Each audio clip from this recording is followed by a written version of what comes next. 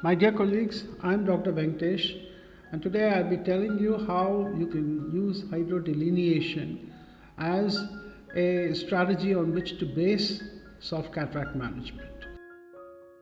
In this particular case, the surgeon aims for a pretty large capsulorhexis because he wants to prolapse the entire nucleus out of the capsular bag during hydrodissection, which makes it very simple to manage this soft cataract.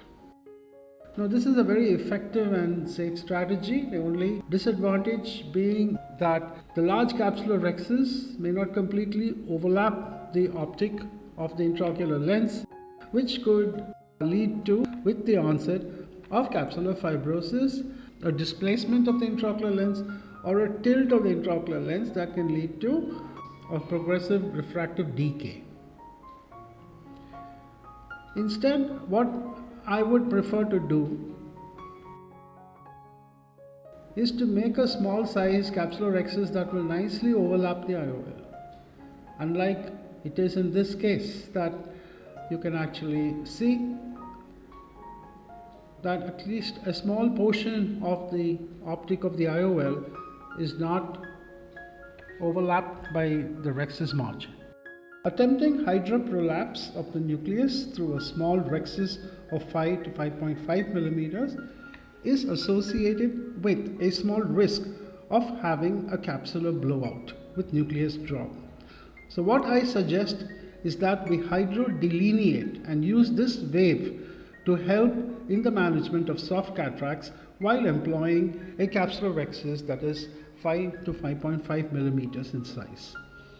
So let me show you what I'm talking about. This patient has a very soft cataract, and I'm carefully attempting, and I successfully managed to complete a 5 millimeter or maybe just a shade over 5 millimeters, maybe 5.2 millimeter capsulorhexis.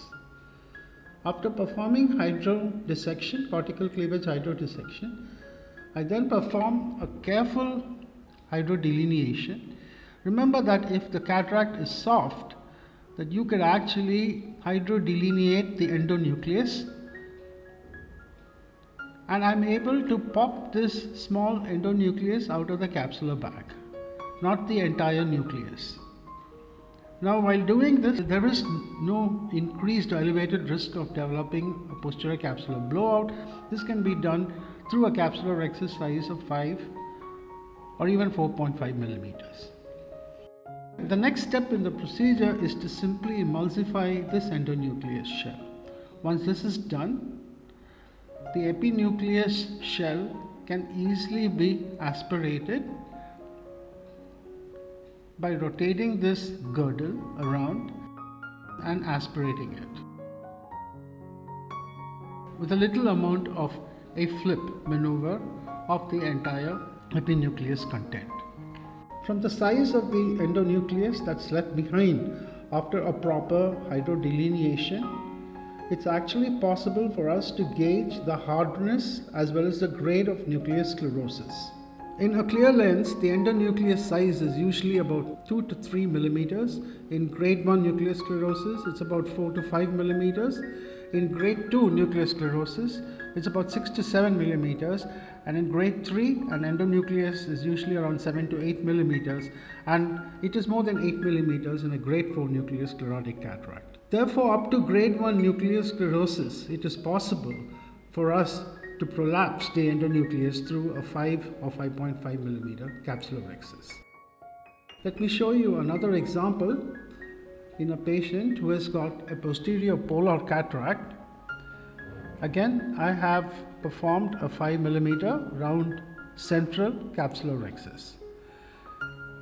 In this patient, because of the polar cataract, we are forced to perform, or it is ideal to perform, a hydrodelineation maneuver, and in the process, because it is a clear lens, I'm able to hydrodelineate the central endonucleus, which is seldom larger than 2 to 3 millimeters in size, and this can be popped up outside the edge of the capsulorhexis, and with the help of phaco probe using only vacuum, this lens can be completely eaten up and emulsified.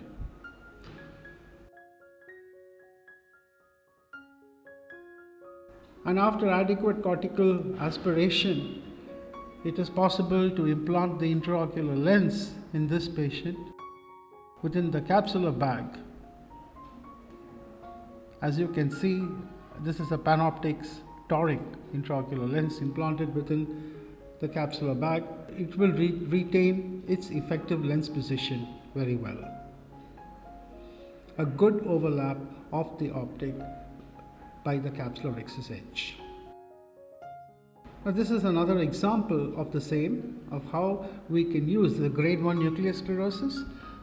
After hydrodissection, a hydrodelineation is used and only the central endonucleus is popped up, not the entire lens.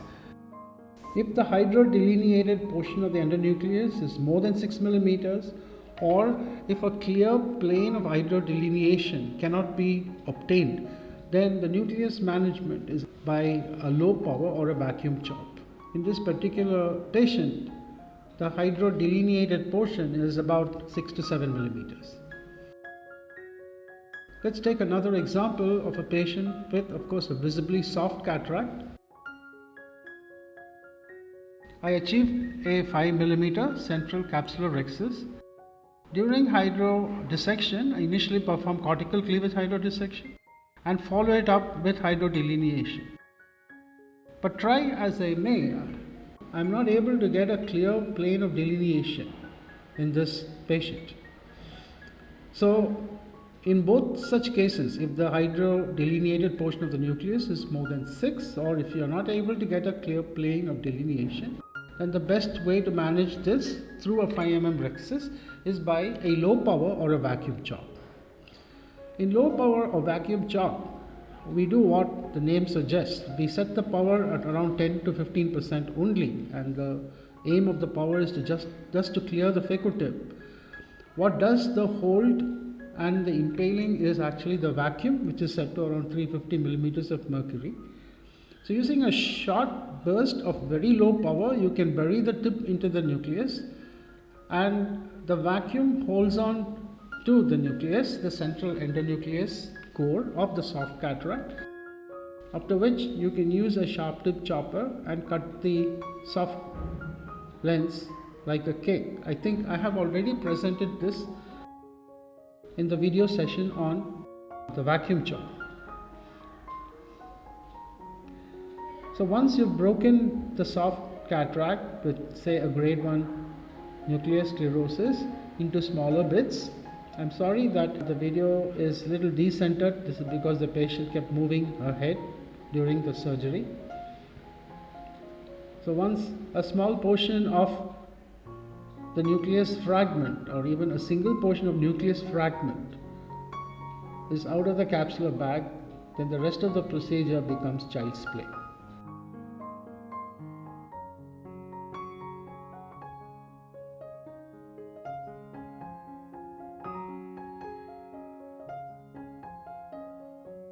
With a power setting of only 15 to 20% with high vacuum, the entire nucleus and the epinucleus is successfully phaco-emulsified.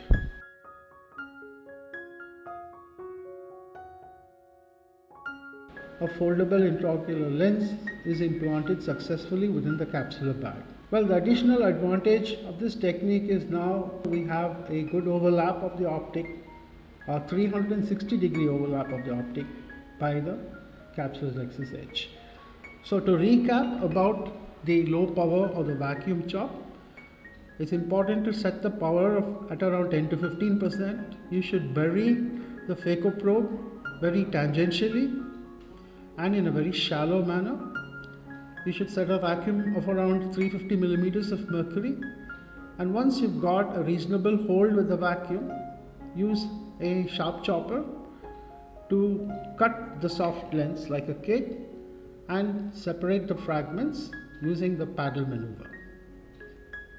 Well, the aim is, in order to get a through and through break of this nucleus, including the base plate,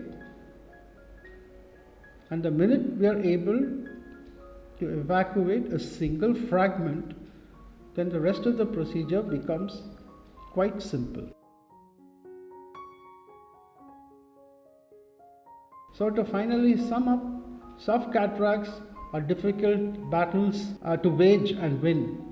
However, if you want to get a good effective lens position of the intraocular lens and you're aiming for a capsular excess size of 5 millimeters, then it is a good idea to use hydrodelineation as a guide to help you to arrive at a strategy to effectively manage these soft cataracts. I thank you for your attention.